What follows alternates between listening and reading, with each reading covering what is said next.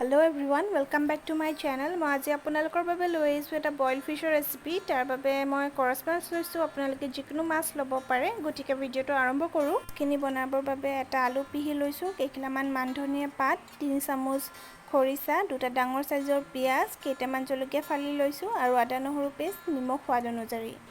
আপোনালোকে মন গ'লে বিলাহীও দিব পাৰে ইয়াতে। এতিয়া এখন কেৰাহীত মই প্ৰয়োজন অনুসৰি পানী দি দিছোঁ। আপোনালোকে যিমানটো লাগে দি ল'ব, কিন্তু বেছিও দি নিদিব, নহ'লে খাবলৈ বেয়া হৈ যাব। আৰু এতিয়া অলপ পানীখিনি মই গৰম হ'ব দিম। এতিয়া পানীখিনি অলপ গৰম হোৱাৰ পিছত আগতে পিচি থোৱা আলুটো আৰু মাছ পিচ দিম আৰু নিমখো দি দিম আৰু 2-3 মিনিটৰ বাবে অলপ বইল হ'ব দিম।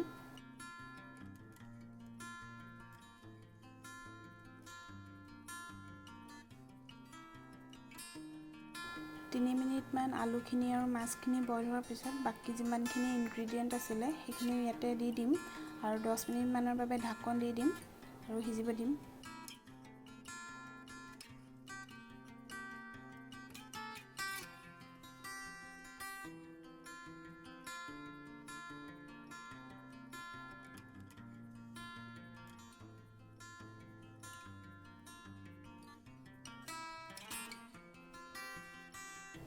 এয়া চাওক 10 মিনিটমান ঢাকন দি বইল কৰাৰ পিছত মাছখিনি সিজিব ধৰিছে আৰু 5-10 মিনিট এনেকৈ সিজাই থাকিম ঢাকন দি। তেতিয়া মাছৰ কেঁচা ভাৱটো একেবাৰে গুচি যাব আৰু খাবলৈ ভাল হ'ব।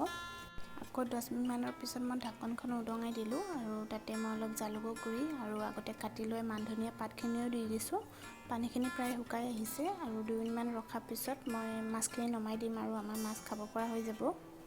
এয়া চাওক মাছখিনি ৰেডি হৈ গ'ল, পানীখিনি শুকাই গ্ৰেভি নিচিনা হৈ গ'ল। এনেকুৱা হ'লে খাব ভাল হয় আৰু যদি ভিডিঅ'টো চাই ভাল পালে এটা প্লিজ লাইক কৰি দিব আৰু কেতিয়াবা যদি আপোনালোকে ৰেচিপিটো ট্ৰাই কৰে প্লিজ কমেণ্ট কৰি জনাব নাপাহৰিব আৰু মোৰ ভিডিঅ'টো চোৱাৰ বাবে থেংক ইউ।